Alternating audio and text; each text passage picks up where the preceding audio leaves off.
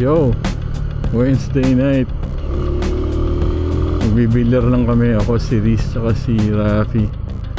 Si Rafi 4 wheels. So talagang tambay bilyar lang tonight. Si Nick wala eh. Siyempre, ako naman atat mag-ride ng Pub Pro gamit ang ating bagong SEC top box. Secure yata pangalan nito eh.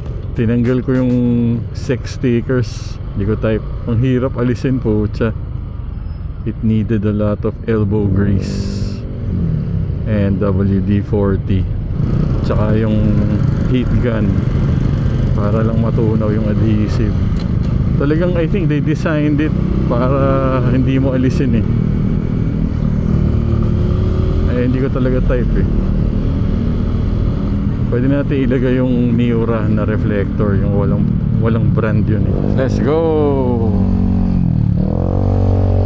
Ingay. T-shirt gaming na lang tayo.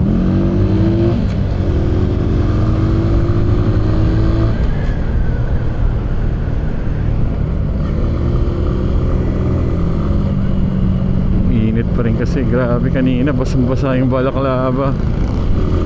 Siyempre pinatuyo natin agad yung helmet pagdating sa bahay gamit ang ating portable fan. Dapat pala nagbaon pa rin ako ng jacket kasi masakit nga pala tamaan ng bato. Mga maliliit na bato sa Commonwealth. Sarap i-ride nito eh. Kailangan pala talagang masolusyonan yung upuan. Needs to be more comfortable. Pag tinasa natin yung upuan, yung handlebar niya kasi mababa. Siyempre hindi naman to pwede mataasan. Tinasan yung upuan, basta kailangan, sabi nung taga Bristol kanina, pwedeng lagyan na lang ng parang lamp dun sa harap para may stopper. Pwede natin pa-customize yun. Siguro pag may plaka na to, punta tayo dun sa nagko-customize ng seat.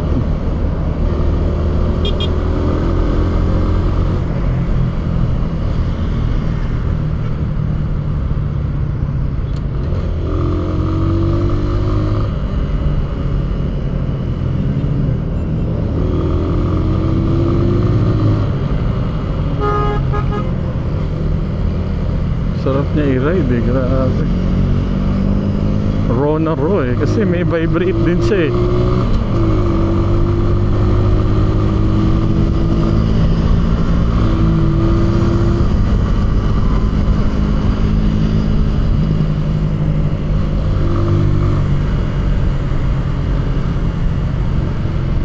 Init pa rin ng hangin no.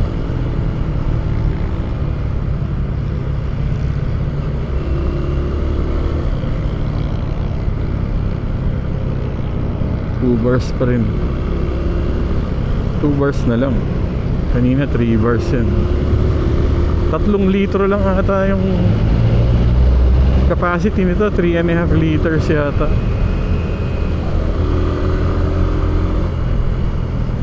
Siguro pa uwi pagas tayo. Pag nasanay ka na sa gear shifting nito, ang saya, grabe.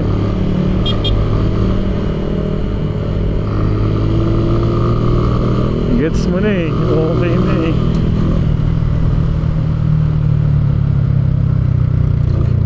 Ayun, mali.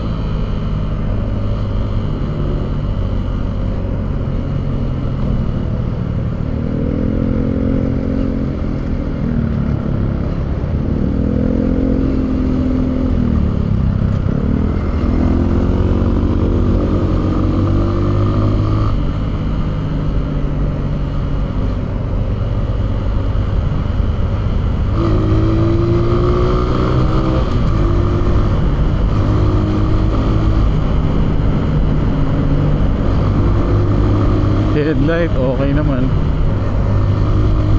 Mag-testing natin to pag umakit tayo sa Marilac.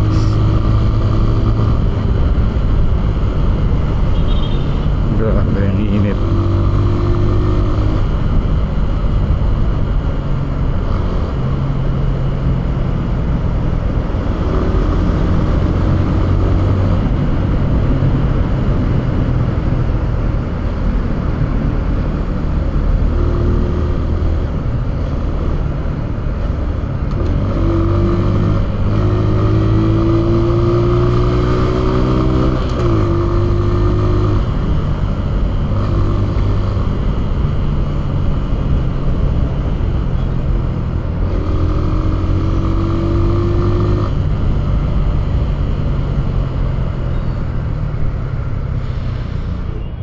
Ilaw na yung gas. Pagas na tayo pala. Putek. Okay, we gotta get some gas. Stop pa eh. Kayo talaga oh.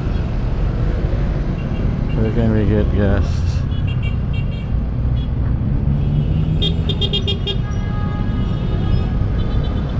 Sa Shell na lang.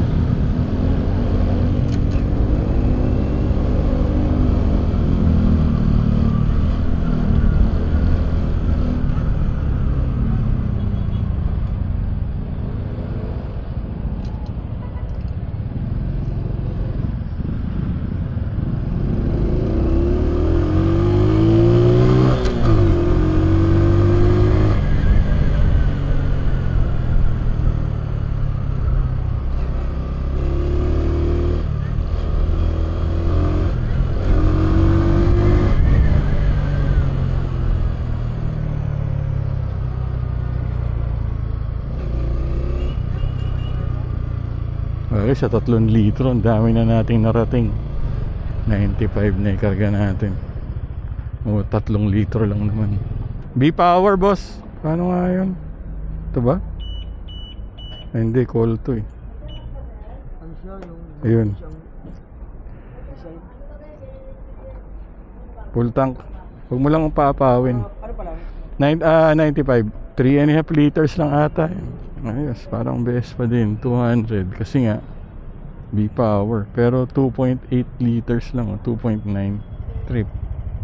127 kilometers.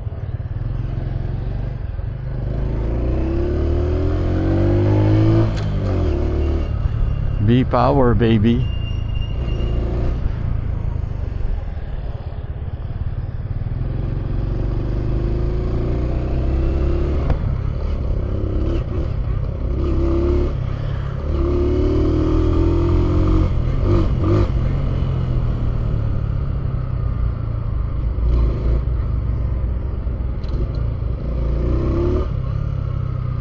Mukbang.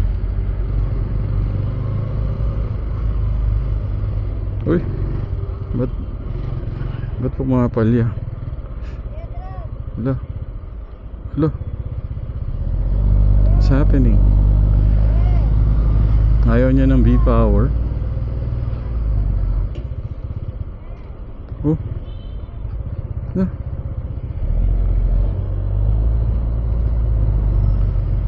Ba't ayaw niya ng B-Power? Lolo ko.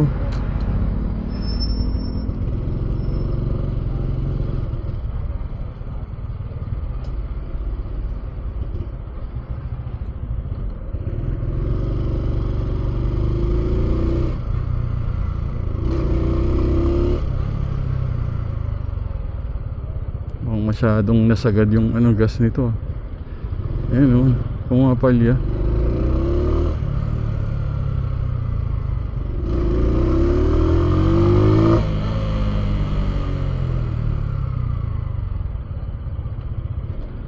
Puta.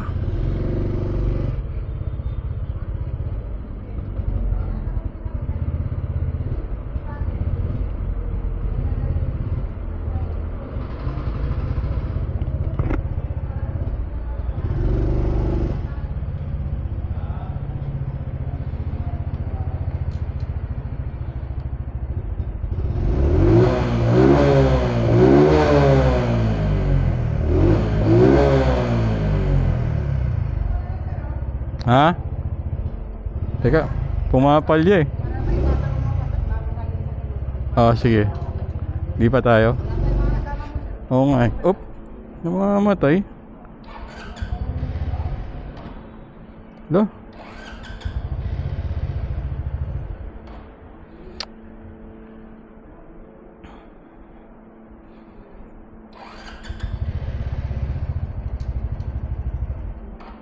Lo, ba't ganun?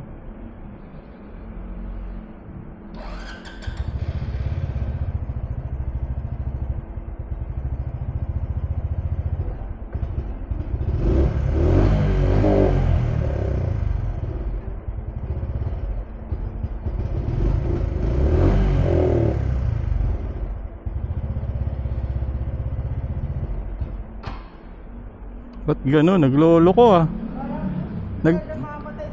Nagpagas lang ako eh. Kasi nasagad na siya eh.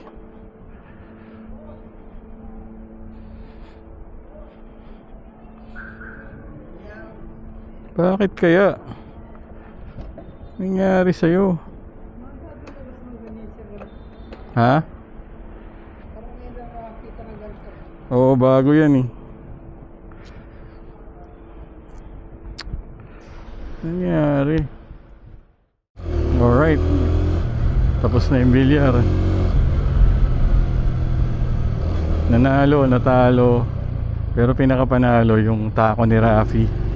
Sobrang big time. Benta best pa, bili tako.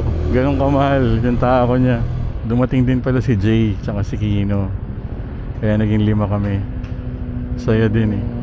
Ang sarap ng burger nila doon, yung Angus burger nila. Doon sa ano yun eh, Mad Cakes by Viva yun. Panalo. Tsaka yung Cajun fries ng Sharks. Yun ang magandang kombinasyon. Hindi yung fries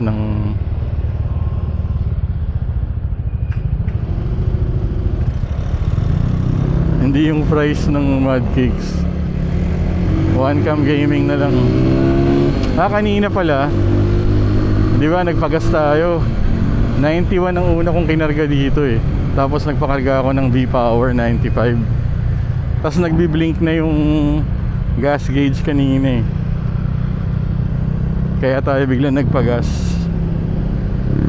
Tapos nung pabalik na ako galing sa Shell, di ba? Nagpalyado siya, nakakakaba. Ayun, nirev lang namin ng nirev. Bumalik din sa dati. Kinakabahan ako eh. Sana hindi na mauulit yun. Hindi ko napapaabuti ng ganun. Or baka dahil nagkahalo din yung gas, ewan ko. Pero ngayon dahil sa V-Power, parang mas maganda yung response ng throttle. Hindi ito ganito dati. Baka sobrang halos natuyuan na ng gas kanina siguro. Pero sabi nga ni Jay, fuel injected eh, dapat hindi. Kaya medyo weird yun. Well, observe na lang natin. Warranty naman to.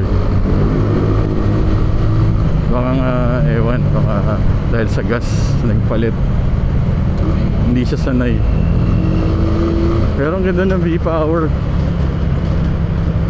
Kasi nakalagay sa manual nito 93 octane, or that's the minimum.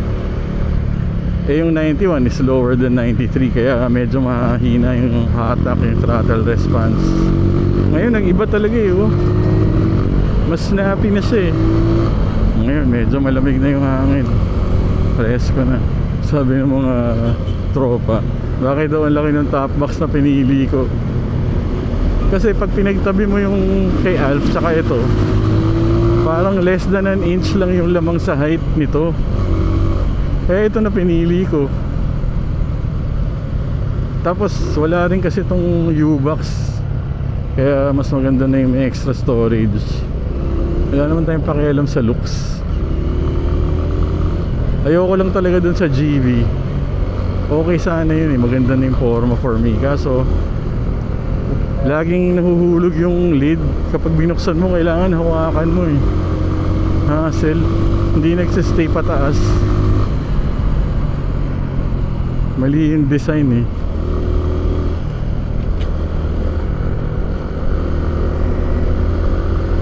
Cruising lang tayo. Commonwealth Cruising. Ang ganda talaga ng Super Cab po siya. Kung meron lang talagang Honda dito, tapos maganda yung presyo, bibili talaga ako nun. Buti na lang din nagkaroon ng Kamax Bristol partnership. Sabi din dun sa Bristol, baka yung mga parts ng Super Cab or ng Honda Cab compatible din dito. If that's the case, then that's good news for us. Kasi may magandang upuan sa Amazon Japan eh. Pwede nating ipalit dito yun eh. Tingin ko kailangan pa rin ng aux lights nito. Kasi hindi ko makita yung beam oh. Yun lang. Sobrang natahimik ako dahil in-enjoy ko talaga tong Cab Pro. Ganda ng riding experience nito. Grabe. Best of both worlds ng scooter tsaka manual. Salamat sa mga nanood kahit na super short lang tong ating Wednesday night ride sa Sharks.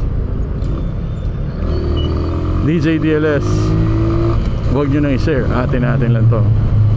Peace out.